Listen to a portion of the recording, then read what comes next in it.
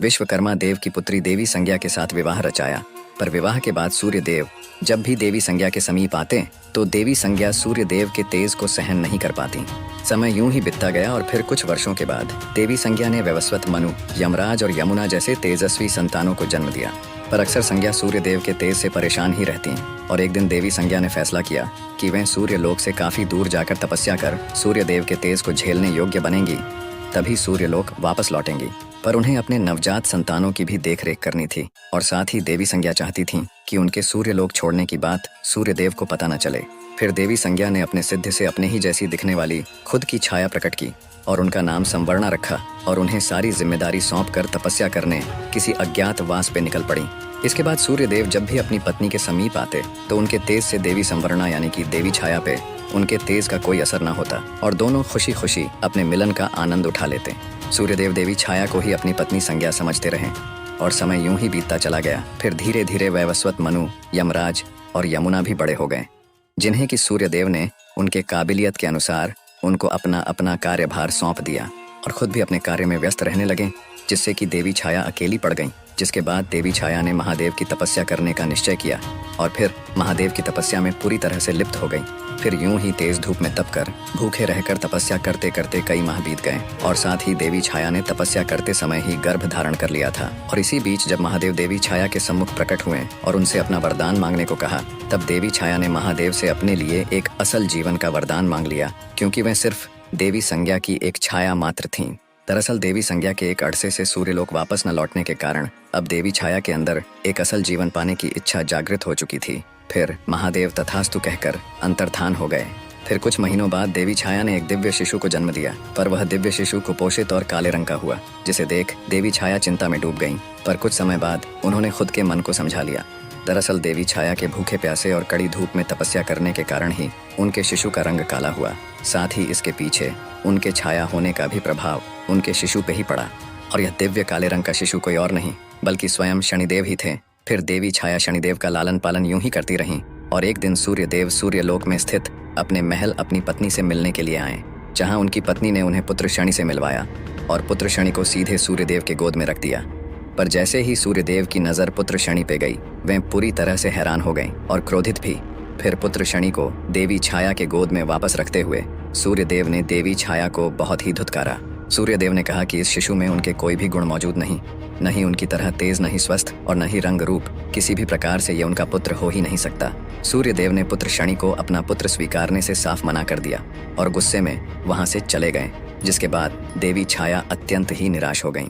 और यही वो दिन था जब शनिदेव और सूर्यदेव के बीच शत्रुता की एक बड़ी शुरुआत हो चुकी थी। सूर्यदेव ने अब अपनी पत्नी छाया से दूरी बना लिया था। फिर समय बीतने के अनुसार शनिदेव अब थोड़े बड़े हो चुके थे और अकेली पड़ चुकी छाया का एकमात्र सहारा भी बन चुके थे। शनिदेव पैदाइशी ताकतवर थे और इसका एकमात्र कारण उनके गर्भ में होने के समय देवी छाया का महादेव के लिए तपस्या करना था। तपस्या के प्रभाव के कारण ही शनिदेव पैदाइशी ताकतवर थे। ताकतवर होने के साथ साथ वे थोड़े गुस्सैल और शरारती भी थे। बेहद कम उम्र होने के बावजूद भी उन्होंने कई गंधर्वों को युद्ध में अकेले ही परास्त कर दिया था, यहाँ तक कि देवताओं को भी टक्कर देने लगे थे। शनिदेव अपने गुस्से का प्रयोग अपनी ताकत के साथ मिलाकर किया करते और इसीलिए वे बड़े से बड़े गंधर्वों और देवताओं को अपनी ताकत का लोहा मनवा चुके थे। शनिदेव के बचपन से ही इतने कठोर बन जाने के पीछे उनके पिता सूर्यदेव के प्रति उनके मन में पल रहा क्रोध ही था और उस समय शनिदेव का एकमात्र लक्ष्य सूर्यदेव से भी ज्यादा शक्तिशाली बनकर उनके घमंड को चकनाचूर करना था। फिर समय जैसे जैसे बीतता जाता, शनिदेव के अंदर सूर्यदेव के प्रति क्रोध और घृणा की भावना उतनी ही बढ़ती जाती और इसी प्रकार शनिदेव अब युवा भी हो चुके थे। फिर देवी छाया ने शनिदेव के दिन पर दिन बढ़ते गुस्से को शांत करने के लिए उनका विवाह चित्ररथ नाम की कन्या से करवा दिया, जो कि परम तेजस्विनी और साध्वी थीं। विवाह के बाद शनिदेव सचमुच काफी शांत रहने लगे थे और एक बार जब शनिदेव अपने ध्यान मुद्रा में बैठे हुए थे, तब उनकी पत्नी चित्ररथ ने शनिदेव के सम्मुख पुत्र प्राप्ति की इच्छा व्यक्त की, जिसका शनिदेव ने कोई उत्तर नहीं दिया। तमाम बार अपनी इच्छा व्यक्त करने के बावजूद भी देवी चित्ररथ को शनिदेव की तरफ से कोई जवाब न मिला। फिर देवी चित्ररथ को शनिदेव का यह व्यवहार अपमानजनक लगा और फिर देवी चित्ररथ क्रोध में आकर शनिदेव को श्राप दे बैठी। देवी चित्ररथ के श्राप के दौरान शनिदेव यदि किसी को मात्र सिर्फ देख भी लें तो उसकी तबाही निश्चित थी, यानी कि देवी चित्ररथ ने उन्हें किसी को नजर उठाकर न देखने का श्राप दे दिया। ध्यान मुद्रा से उठने के बाद शनिदेव को अपने भूल का आभास हुआ और उन्होंने अपनी पत्नी को मनाने की बेहद कोशिश की, जिसके बाद देवी चित्ररथ को भी अपनी गलती का एहसास हुआ। पर श्राप को निष्फल करने की शक्ति देवी चित्ररथ के पास न थी और फिर इस घटना के बाद से शनिदेव अपना सिर नीचे करके चलने लगे। फिर यह बात पूरे ब्रह्मांड में तेजी से फैल गई और यह बात असुरों के गुरु शुक्राचार्य को भी पता चली, जिसके बाद वे असुरों के सेनापति राहु के साथ शनिदेव के सम्मुख प्रकट हुए और शनिदेव के इस श्राप को अपनी शक्ति बनाकर देवताओं के खिलाफ इस्तेमाल करने की सलाह दी। जिसके बाद शनिदेव ने शुक्राचार्य को खुद के स्वार्थ के लिए दूसरों का इस्तेमाल न करने की सलाह देते हुए साफ मना कर दिया और शुक्राचार्य समेत राहु को वापस जाने की सलाह दे दी। इसी बीच देवी संज्ञा पृथ्वी से सूर्य देव के तेज को झेलने योग्य बनकर सूर्यलोक वापस लौट आए और फिर उन्हें अपने पीठ पीछे हुए सभी करतूतों का पता चल गया, जिसके बाद वे देवी छाया पे अत्यंत ही क्रोधित हुईं और सूर्यदेव को सब कुछ सच सच बता दिया। जिसके बाद सूर्यदेव ने तो देवी संज्ञा के ऊपर अपना क्रोध व्यक्त किया ही, साथ ही उन्होंने देवी छाया और शनिदेव को सूर्यलोक से निष्कासित और अपमान कर बाहर निकाल दिया। जिसके बाद शनिदेव और माता छाया पृथ्वी की ओर चल पड़े और एक घने व सुंदर से वन में निवास करने लगे। वन में रहते रहते शनिदेव की मित्रता काकराज से हुई और इस बेहद खूबसूरत वन में शनिदेव माता छाया के संग खुशी खुशी रहने लगे थे।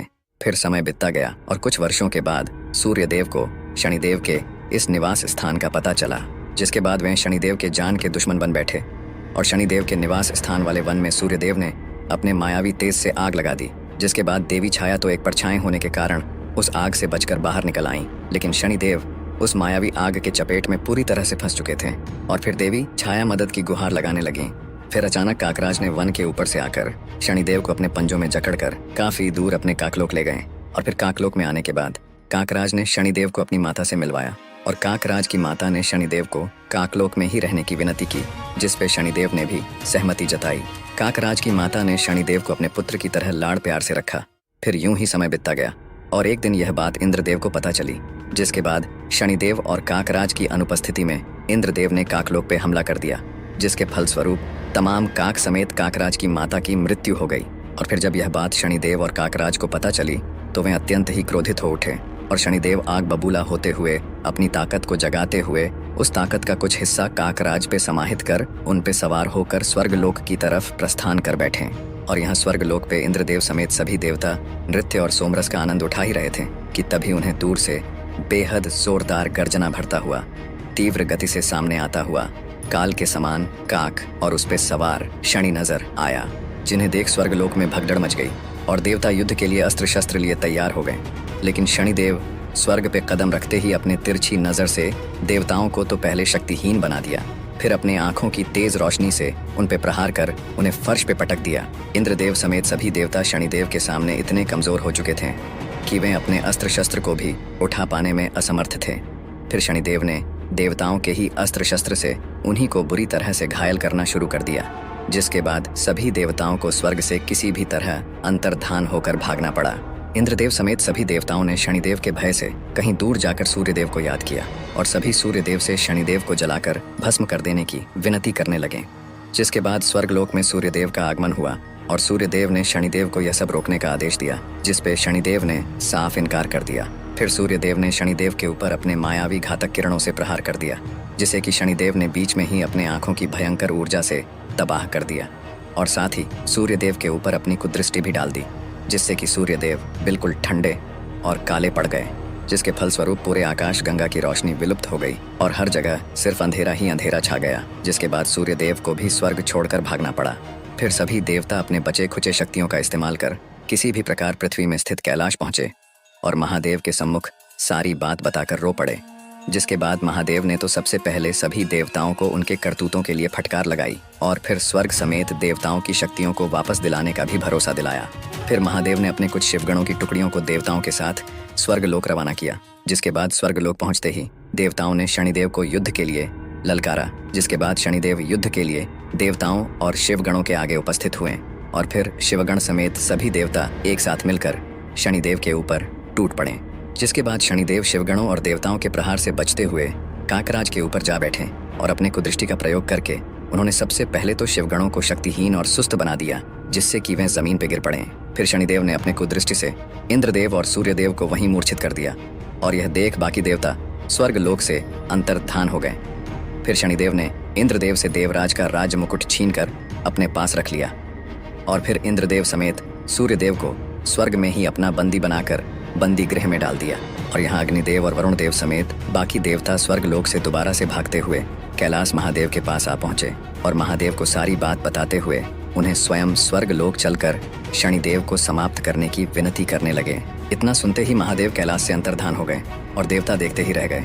और यहाँ स्वर्ग लोक पे शनिदेव पूरी तरह से अपना आधिपत्य जमा कर बैठ चुके थे एवं इंद्रदेव समेत सूर्यदेव को एक बड़ा दंड देने की तैयारी में जुट चुके थे कि अचानक स्वर्ग लोक में एक सैलाब सा आ गया। पूरा स्वर्ग थर्रा उठा। फिर आगमन हुआ देवों के देव महादेव का, जिसके बाद महादेव ने शनिदेव को यह सब रोकने का आदेश दिया, पर शनिदेव ने अपना सिर झुकाए हुए ही इनकार कर दिया।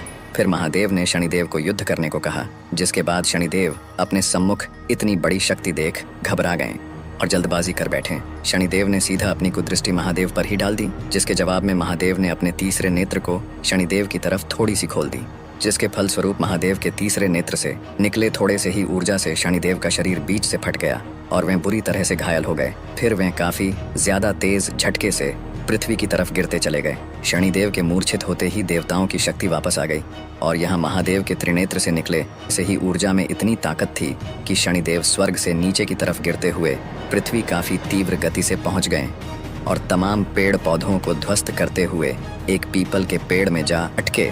शनिदेव पूरी तरह से अधमरा हो चुके थे। ऐसा लगता था जैसे कि वे अब नहीं रहे, पर कुछ देर बाद उन्हें होश आया और फिर उन्हें महादेव के शक्ति का एहसास हुआ, जिसके बाद शनिदेव महादेव से काफी ज्यादा प्रभावित हुए और उन्हें अपना गुरु मानते हुए पीपल के पेड़ में वैसे ही पड़े पड़े महादेव की तपस्या में लीन हो गए। शनिदेव में इतनी भी ताकत नहीं बची थी कि वे थोड़ा हील भी सकें। फिर काफी वर्षों तक पीपल के पेड़ में ऐसे ही पड़े पड़े घोर तपस्या करने के बाद महादेव शनिदेव से काफी प्रसन्न हुए और महादेव शनिदेव की क्षमता और साहस से तो पहले से ही काफी प्रभावित थे।